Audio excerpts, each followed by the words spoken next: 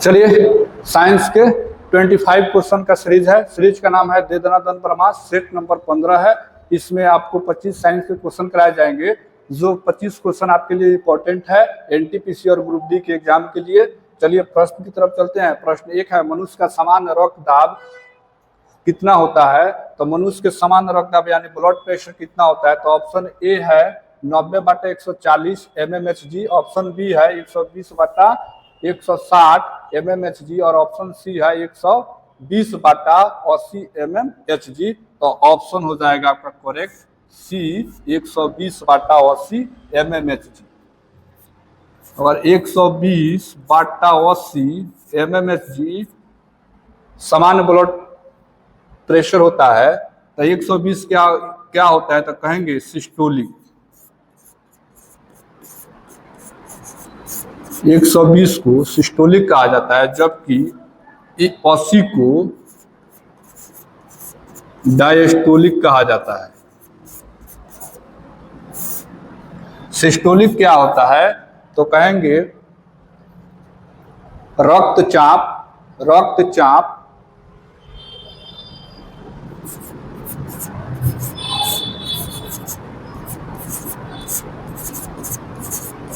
रक्तचाप हृदय के सिकुड़ने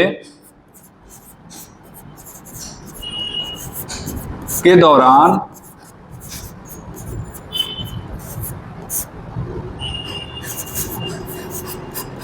धमनियों में अधिक दबाव को हम सिस्टोलिक कहेंगे। अगर डायस्टोलिक की बात कहें तो रक्तचाप हृदय के आराम करने के दौरान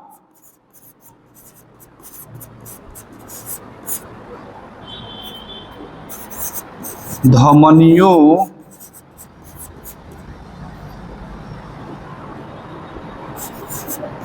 में न्यूनतम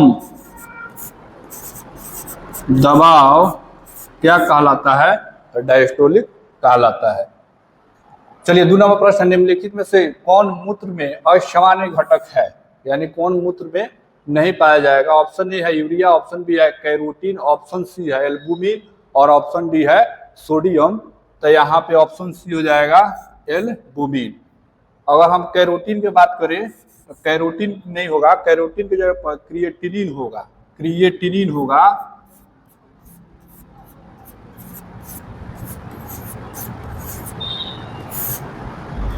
क्रिएटिनिन तो यूरिया, क्रिएटिनिन और सोडियम मूत्र का घटक है, लेकिन एल्बुमिन नहीं है। एल्बुमिन है क्या? तो कहेंगे यह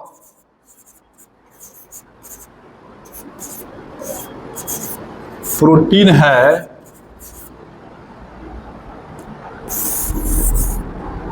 एल्बुमिन एक प्रोटीन है जो रक्त के प्लाज्मा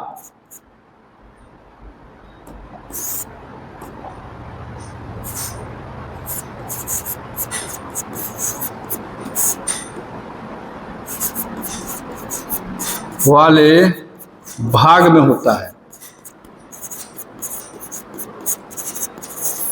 तो इसका काम क्या है? तो कहेंगे शरीर में जल की संतुलन बनाए रखता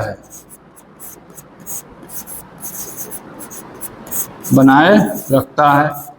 चलिए 3 नंबर प्रश्न, मनुष्य में कौन सा एक अपशिष्ट पदार्थ है? तो मनुष्य के शरीर में कौन सा एक अपशिष्ट पदार्थ है? ऑप्शन ए है यूरिया, ऑप्शन बी है अमोनिया, ऑप्शन डी है आयोडीन, ऑप्शन सी है आयोडीन और ऑप्शन डी है नाइट्रिक अम्ल। तो आपका ऑप्शन ए हो जाएगा यूरिया। अगर यूरिया के रासायनिक फार्मूला की बात करें, यूरिया के रासायनिक फार्मूला कितना होता है? तो पाइएगा CH4N2O। ये आपका यूरिया के रासायनिक सूत्र हो गया। अगर हम अमोनिया के रासायनिक सूत्र की बात करें तो कहिएगा NH3 आयोडीन आई, और नाइट्रिक अम्ल की बात करें तो NHO3, ये आपका नाइट्रिक का रासायनिक सूत्र हो गया। 4 नंबर प्रश्न है, मानव शरीर में पेशियों की संख्या कितनी होती है? तो मानव शरीर में पेशियों की संख्या कितनी होती है? ऑप्शन ए है 365, ऑप्शन बी है 566, 556, ऑप्शन सी है 600 प्लस, ऑप्शन डी है 800। तो 600 प्लस होता है, यानी 640-45 के करीब मांसपेशियों की संख्या होती है मनुष्य के शरीर में। तो ऑप्शन सी हो जाएगा आपका 600 प्लस। अगर हम मांसपेशी की बात करें तो सबसे बड़ी मांसपेशी कौन सी होती है? मानव शरीर में सबसे बड़ी मांसपेशी, सबसे बड़ी मांसपेशी, तो सबसे बड़ी मांसपेशी कौन सी होगी? तो कहेंगे ग्लूटियस मैक्सिमस।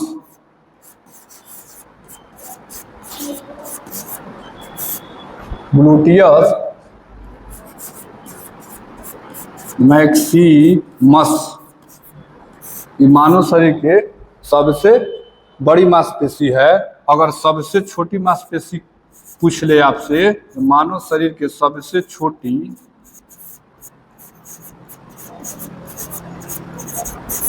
मांसपेशी कौन सी है?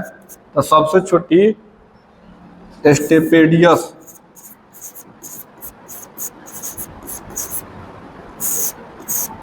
तो ये आपको याद रहना चाहिए कि मानव शरीर में मांसपेशी की संख्या 600 प्लस यानी 640-45 के करीब होती है।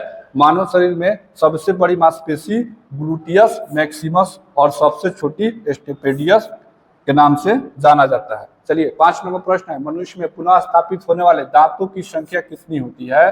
तो पुनः स्थापित होने वाले दांतों की संख्या पूछा। अगर कुल दांत की बात करें, एक वयस्क मनुष्य में कुल दांतों की संख्या, तो कुल दांतों की संख्या 32 होती है, जिसमें पुनः स्थापित होने वाले दांत यानी टूटकर दोबारा जमने वाले की संख्या होती है 20। तो ऑप्शन डी सही हो जाएगा। अगर दांत के प्रकार की बात करें,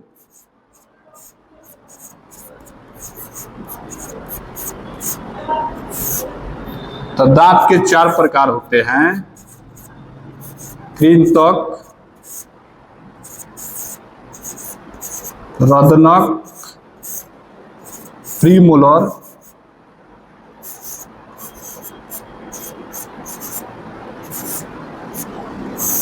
और एक चौथा होता है मोलर।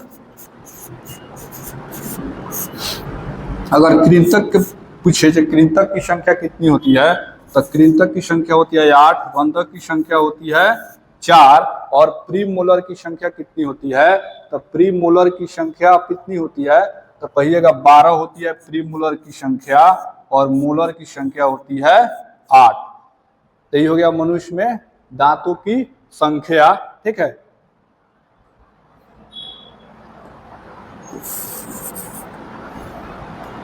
यहाँ प्रीमोलर 8 होता है और मोलर की संख्या 12 होता है। ठीक, तो ये 32 हो गया यार दांत।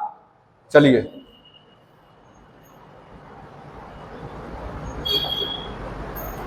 6 नंबर प्रश्न है, मानव शरीर की सबसे मजबूत हड्डी कहाँ स्थित होती है? तो मानव शरीर की सबसे मजबूत हड्डी पूछ रहा है। ऑप्शन ए है जबड़े में, ऑप्शन बी है जांग में, ऑप्शन सी है गले में, और ऑप्शन डी है बाह में। तो ऑप्शन ए हो जाएगा, जबड़े की हड्डी सबसे मजबूत हड्डी होती है। अगर मानव शरीर में सबसे बड़ी हड्डी पूछे, सबसे बड़ी हड्डी, तो कहिएगा फीमर। फीमर जो कहाँ की हड्डी है? तो कहेंगे जांघ की हड्डी है, जांघ में पाया जाता है फीमर। और सबसे छोटी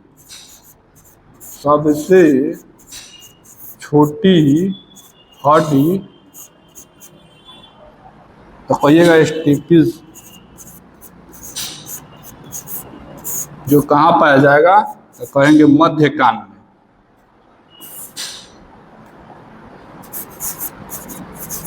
मध्य कान में। चलिए 7 नंबर प्रश्न है, मानव शरीर में कुल कितने कशेरुकी खंड होते हैं? तो कशेरुकी खंड की संख्या कितनी होती है? तो ऑप्शन सी हो जाएगा 33 होती है।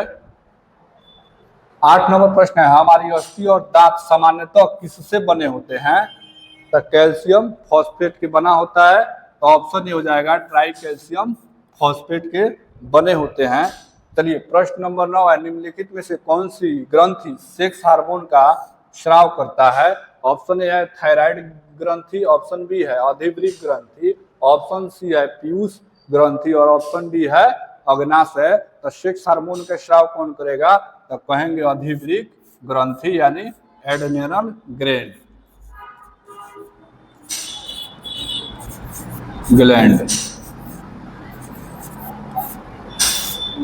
तो ऑप्शन बी आपका करेक्ट हो जाएगा।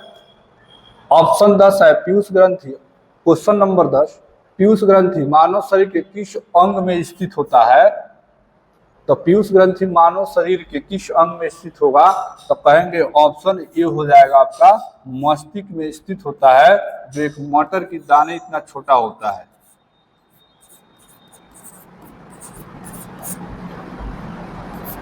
मटर के दाने जितना छोटा होता है।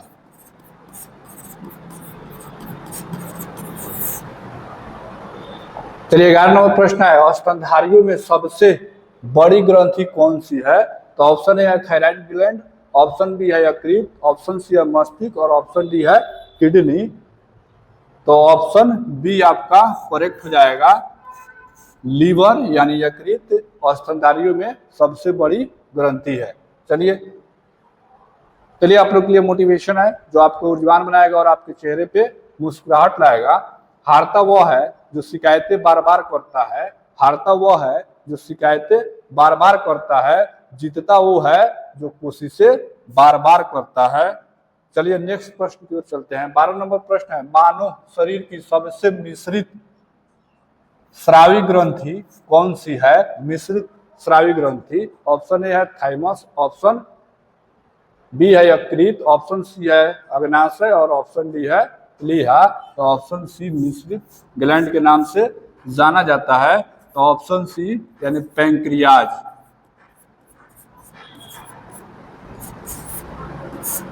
तो आपका ऑप्शन सी करेक्ट आंसर हो जाएगा, अग्नाशय। चलिए 13 नंबर है, निम्न में से कौन सा पुरुष सेक्स हार्मोन है? तो पुरुष सेक्स हार्मोन का नाम पूछा है। ऑप्शन ए है प्रोजेस्टेरोन, ऑप्शन बी है एस्ट्रोजन, ऑप्शन सी है टेस्टोस्टेरोन और ऑप्शन डी है इंसुलिन। ठीक, तो यहाँ पे पुरुष सेक्स हार्मोन ऑप्शन सी हो जाएगा टेस्टोस्टेरोन। जबकि प्रोजेस्टेरोन और एस्ट्रोजन की बात करें तो ये क्या है? तो कहेंगे स्त्री सेक्स हार्मोन है।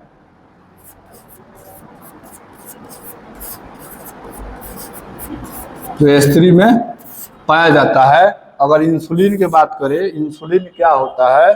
तो कहेंगे देखिए, इंसुलिन की कमी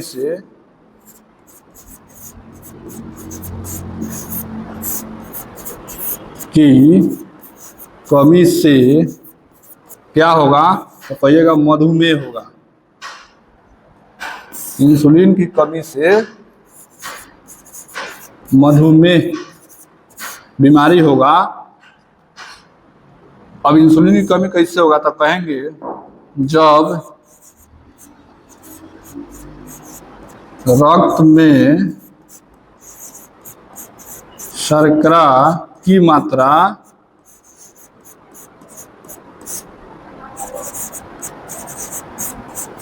अधिक होती है तो क्या होता है? तो मधुमेह होता है। चलिए 14 नंबर प्रश्न है, कौन सा रोग आयोडीन की कमी के कारण होता है? तो आयोडीन की कमी के कारण आपका ऑप्शन ए हो जाएगा घेंगा रोग होता है। ठीक है, जिसे गलकंड भी कहा जाता है। चलिए 15 नंबर है, कौन सा रंजक मानव शरीर को रंगत प्रदान करता है? तो ऑप्शन ए है आयोडोस्फीन, ऑप्शन बी है आइसोप्रीन, ऑप्शन सी है एंथ्रोसाइनिन और ऑप्शन डी है मेलानिन। तो ऑप्शन डी हो जाएगा मेलानिन। मेलानिन क्या है? तो कहेंगे मानव को रंग यानी कलर देने वाला वर्णक हार्मोन है। अगर मान लीजिए जिसमें मेलानिन की मात्रा अधिक होगा उतना ही काला होगा। ठीक, चलिए 16 नंबर है, आंखों के रंग के लिए उत्तरदायी रंजक कहाँ उपस्थित होता है? यानी आंखों के रंग के लिए उत्तरदायी रंजक कहाँ उपस्थित होगा? ऑप्शन ए है रेटिना में, ऑप्शन बी है आंख की पुतली में, ऑप्शन डी है रोड कोशिका में, ऑप्शन डी है कॉर्निया में।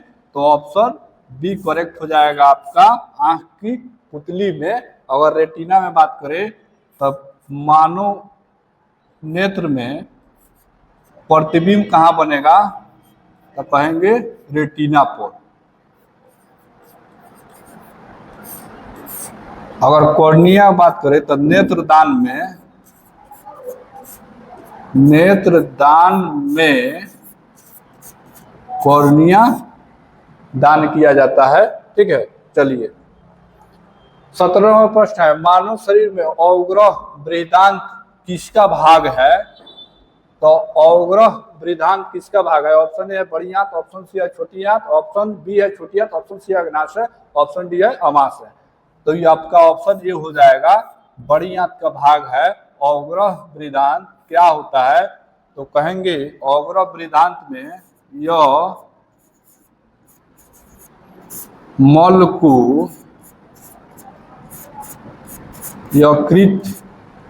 एकीकृत मल को संग्रहित करता है। ठीक है, कौन? तो अवग्रह बृहदांत जो मलाशय में खुलता है। ठीक है, चलिए 18वां प्रश्न, इनमें से पौधे की कौन सी संरचना प्रक्षेप के लिए उत्तरदायी है? ऑप्शन ए है तना, ऑप्शन बी है रंध्र, ऑप्शन सी है छाल और ऑप्शन डी है जाइलम। तो आपका करेक्ट आंसर हो जाएगा ऑप्शन सी छाल। ठीक है, उसको प्रक्षेपण का कार्य करता है प्लांट में। चलिए 19वां प्रश्न है, मानव शरीर के संतुलन को नियंत्रित करने के लिए मस्तिष्क का कौन सा हिस्सा जिम्मेदार है? ऑप्शन ए है सेरिब्रम, ऑप्शन बी है सेरिबेलम, ऑप्शन सी है हाइपोथैलेमस और ऑप्शन डी है थैलेमस। तो आपका करेक्ट आंसर हो जाएगा ऑप्शन बी सेरिबेलम। ठीक, अगर हाइपोथैलेमस की बात करें तो हाइपोथैलेमस का काम क्या है? तो कहेंगे यह तापमान, भूख, प्यास को महसूस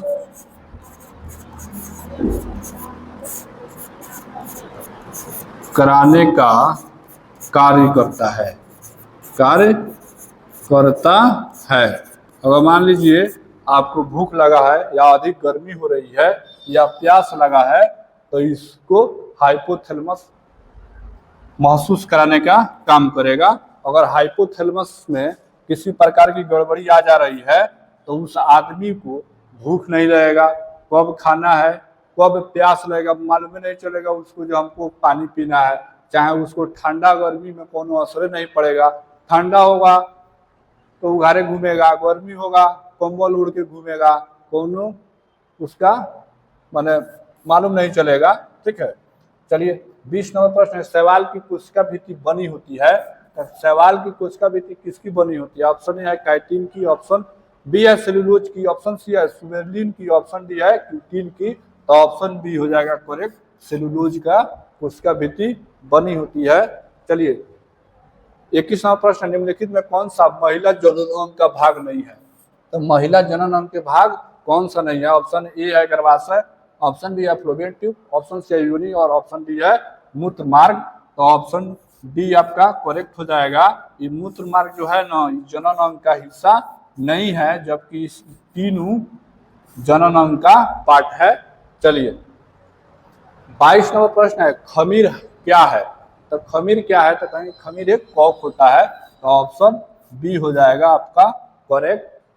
चलिए 23 नंबर प्रश्न है, किस यंत्र के द्वारा तनों की वृद्धि की माप की जाती है? यानी तना, पौधों में तना में वृद्धि हो रहा है, तो इसकी माप हम किस यंत्र के द्वारा करेंगे? ऑप्शन ए है हाइड्रोमीटर, ऑप्शन सी है सिस्मोमीटर, ऑप्शन सी है ऑक्सीमीटर, ऑप्शन डी है स्पीडोमीटर। तो ऑप्शन सी आपका करेक्ट हो जाएगा, ऑक्सीमीटर। अगर हाइड्रोमीटर की बात करें तो ये कहेंगे तरल पदार्थ का घनत्व मापने में काम आता है।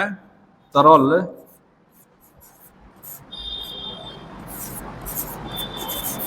पदार्थ का घनत्व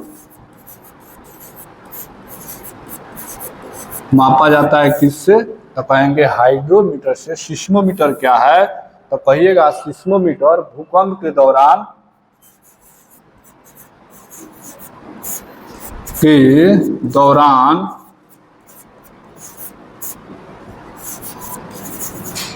पृथ्वी की हलचल या कंपन की माप की जाती है किससे? सिस्मोमीटर से। स्पीडोमीटर क्या है? तो कहिएगा वाहन की गति की माप की जाएगी किससे? स्पीडोमीटर से। ठीक, चलिए 24वां प्रश्न, एक जंतु कोशिका के भीतर सबसे प्रचुर मात्रा में कौन सा अकार्बनिक घटक पाया जाएगा, यानी अकार्बनिक पदार्थ पाया जाता है? ऑप्शन ए है सोडियम और पोटेशियम, ऑप्शन सी है लोहा, ऑप्शन डी है iodine, option C iodine, option D है जल। तो जल क्या है? तो कहेंगे अकार्बनिक पदार्थ होता है। तो ऑप्शन डी हो जाएगा। चलिए 25 नंबर प्रश्न है, किस वैज्ञानिक ने डीएनए का द्विकुंडली मॉडल दिया था? तो ऑप्शन ए है जॉन डाल्टन ने, ऑप्शन बी है जॉनस शाल्क ने, ऑप्शन सी है वाटसन और क्रिक, ऑप्शन डी है रदरफोर्ड। तो ऑप्शन सी आपका करेक्ट हो जाएगा। वाटसन और क्रिक ने डीएनए के द्विकुंडली मॉडल प्रस्तुत किए थे। अगर हम जोनस साल्क की बात करें,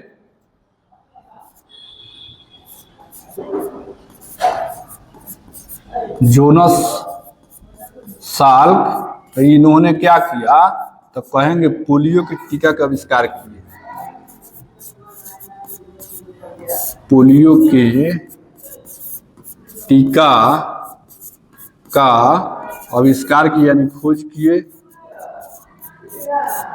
ठीक, और रदरफोर्ड क्या किए?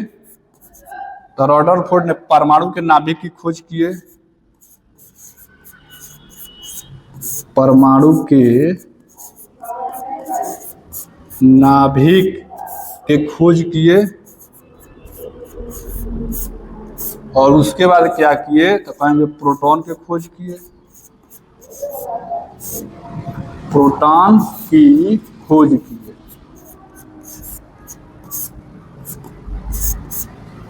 चलिए 25 क्वेश्चन का सेट था, सेट नंबर 15 था।